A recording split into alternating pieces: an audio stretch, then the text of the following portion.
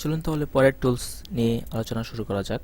তো আমরা এর আগে 3টি টুলস দেখেছিলাম এবং এরপর আছে হচ্ছে ripple edit tools. Ripple edit টুলসের কাজ আমরা দেখব।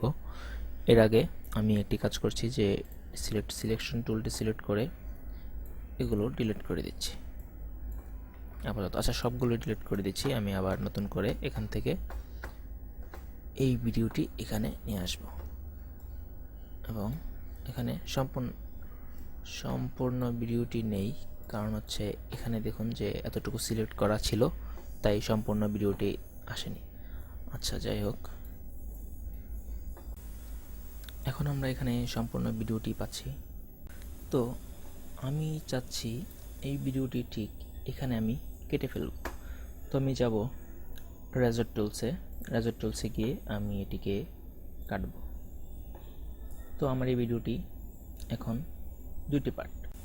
আচ্ছা, একই ভিডিও কিন্তু আমি মাঝখানে কেটে ফেলেছি এবং আমি চাইলে এটিকে এরকম আলাদা করতে পারবো এবং মাঝখানে অন্য যে কোনো একটি ভিডিও চাইলে আমি নিয়ে আসতে পারবো। যেমন ধরেন যে আমি এই ড্রামা সিকোয়েন্সটি ওপেন করলাম, তারপর এখান থেকে শুধু এতটুকু মার্ক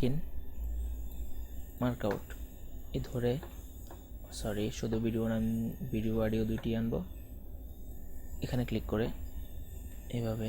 আচ্ছা, আপাতত এখানে রাখছি। তারপর হলো এটাকে আমি এবার ছোট করে এখানে। আচ্ছা, দেখুন যে আমার এখানে ওই লাস্টের পার্টটুকুকে ওভারল্যাপ করে ফেলছে। এটা যদি আমি এখানে রেখে দিই, কি হবে, আমার ওই লাস্টের পার্টের কিছু অংশ, মানে যতটুকু ওভারল্যাপ হচ্ছে এতটুকু কেটে যাবে। দেখুন এই কেটে গেল, কিন্তু আমি চাচ্ছি যে এতটুকু আমি কাটবো না। তো আমি Ctrl+Z আন্ডু দিলাম, এটিকে আবার একটু পিছনে নিলাম, তারপর এটাকে হচ্ছে এটার সাথে মিশিয়ে দিলাম এবং এটাকেও সাথে মিশিয়ে দিলাম। আচ্ছা, তো এখন আমার এই ভিডিওটির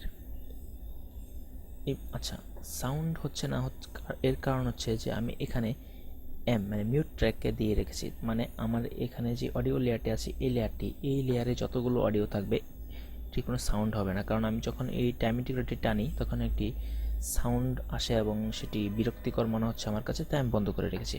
আচ্ছা, এটা আপাতত মিউট থাকুক। আমি আপনাদের বোঝানোর জন্য এটা দেখাচ্ছি যে আমি আপনাদেরকে বোঝানোর জন্য যেহেতু কাজ করছি, তো আপাতত আমার মনে হয় না সাউন্ড প্রয়োজন আছে। যখন আমি অডিও এডিটিং দেখাবো তখন সাউন্ড অন করে দেব। আচ্ছা, তো এখানে একটি ভিডিওকে আমি মাঝখান থেকে কাটলাম এবং মাঝখানে অন্য একটি ভিডিওর একটি সিন নিয়ে এসে রেখে দিলাম। তো দেখুন যে এই ভিডিওটি এখানে শেষ এবং মাঝখানে অন্য একটি সিন আসলো। তারপর এটি শেষ হওয়ার পর আবার ওই ভিডিওর বাকি অংশ এখান থেকে শুরু হলো।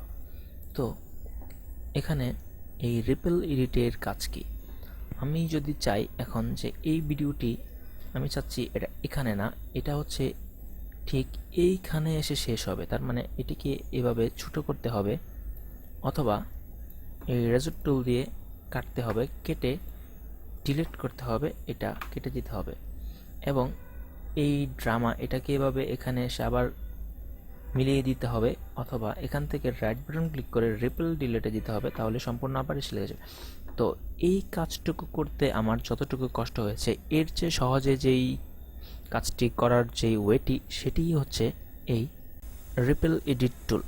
এটি কিভাবে করব তো আমি আবার দেখাচ্ছি, Ctrl+Z আন্ডু।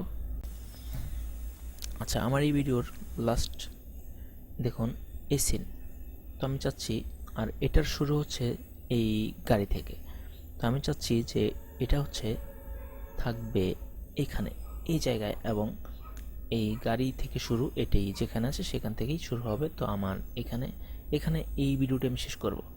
তো আমি যাচ্ছি, এটা সিলেক্ট করলাম, সিলেক্ট করে এই রিপল এডিট টুলসে দিলাম, এখানে ধরে ছোট করে দিলাম। দেখুন অটোমেটিক্যালি এটি কেটে ছোট হয়ে গেল এবং এই পিছনের যেই 2টি ভিডিও ফুটেজ ছিল সাথে চলে এসেছে অটোমেটিক্যালি। নয়তো আমার কাটতে হতো, ডিলিট করতে হতো, রিপল ডিলিট করতে হতো। এখন আমি অটোমেটিক্যালি এটা দিয়ে ছোট করেছি, ডিলিট হয়েও গেল এবং এটি এসে মিলিয়ে গেল। এই ছিল রিপল এডিট। এবং এরপরে হচ্ছে যে রোলিং এডিট টুলস। এটির কাজ, রোলিং এডিট টুলসের কাজ হলো আমার এই ভিডিওটির লাস্ট সিন হচ্ছে এই স্কুলের সিনটি এবং এটা হচ্ছে গাড়ি। আমি যদি এখানে পয়েন্টারটি রেখে এদিকে নিয়ে যাই, দেখুন যে আমার ওই যে ড্রামা ভিডিওটি এবং রেপ্টো কমার্শিয়াল, এটি এদিকে নিয়ে যাচ্ছি যত, ধীরে ধীরে এটি ছোট হচ্ছে এবং ওই ভিডিও থেকেও কিছু অংশ চলে আসছে, মানে বের হচ্ছে। যেমন দেখুন, এই ভিডিওটি আমার ছিল এই গাড়ি থেকে শুরু, কিন্তু এটার যে আগে কিছু ফুটেজ বাকি ছিল এটিও বের হয়ে চলে এসেছে এবং এটাও ছোট হয়ে গেল। আমি যদি আবার এদিকে নিয়ে যাই, দেখুন এই যে স্কুলের সিনটি আমি দেখতে পাচ্ছি এখানে লাস্ট, এবং পরের সিকোয়েন্সটি আবার সেই গাড়ি থেকে শুরু হলো।